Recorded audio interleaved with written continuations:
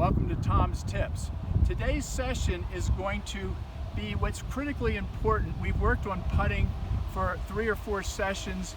Now we're going to do what's critically important to be able to start making putts, which is how to read greens. It's really, really important that you know how to have some semblance of procedure to read a green properly. Speed and direction. Those are the 2 components we're looking for. First of all, if we can just sort of pan this green, Amy's going to pan the green and show you where I'm sort of at the low point of the green here. This is where if I had a bucket of water and poured it on the green, the water would drain to. There's no such thing as a perfectly flat green. Every green has slope. Every green has slope, so water drains off it, so it doesn't get a lot. It would really intrude the grass quality if water sat on the green all day. So you can see I'm in the low. As Amy pans, you can see there's a little bit of a secondary high midway to my left. There's a little bit of a low on the far side of the green draining away from us, and there's a primary high that's on the right back of where I'm standing. That's the highest point of the screen. So everything is going to tend to slope away from that high to the low. You start reading for green reading when you approach the green from your golf cart. Start looking at the overall lay of the land. Start looking at the slope. That'll give you a fairly good idea. Now, there's 2 things when you get up to your golf ball that you need to understand. Number 1, we need to read for speed. And speed is essentially understanding, is that ball higher or lower than me?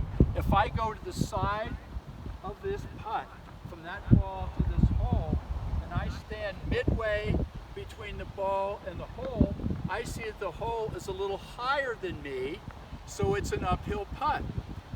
If I was here and putting to this hole, I can see that the hole is lower than I, so it would be a downhill putt. It's literally a matter of gravity. That gives you a very good understanding and a parameter for figuring out the speed of your putt. Now it's the direction. The direction is best served by getting down at a worm's eye view, as low as you can, getting your eyes as low as you can. The lower you go, the more you have good perspective of the lay of the land, i.e. the break. So I see when I go low behind this golf ball, with the ball directly between me and the target, there's a high to the right. That is definitely higher than to the left of that hole. So this putt will break left, and it will be a little slow because it's a little uphill. So when I hit this putt, first thing I want to do is get a line on your ball, or use a line that's on the golf ball to get that line pointed where you want to start the golf ball. It's a great way of helping to determine where you want to position your putter at address. So as I approach this ball, one thing I'd like to do is take a couple practice strokes looking at the hole to give me an idea of speed. The putting is essentially the same thing as rolling a golf ball underhanded and underhand toss. So all we're doing is with an underhand toss, rolling that ball to the hole. I'll take a couple practice strokes, trying to emulate the stroke I need to hit this ball properly.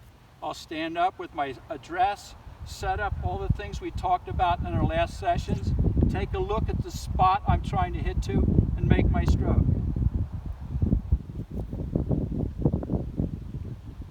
I hit a little hard, but my speed was a little bit too much, but it ended directly behind the hole, so I made a pretty good stroke. I probably overestimated the uphill, but I'm happy with that stroke, and I hit the ball basically where I wanted to.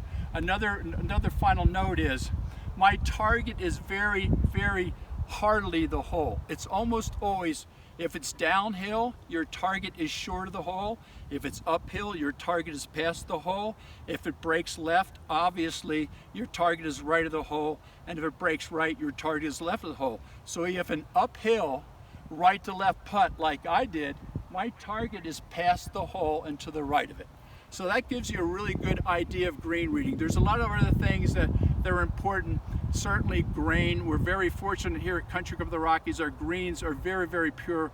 We have very little grain in some parts of the country. That's a component. Luckily, we don't have to deal with that here. But green reading is important. It's a skill. It's a learned art.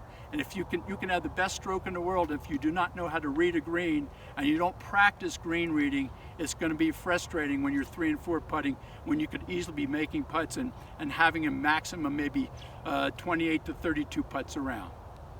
Thank you very much.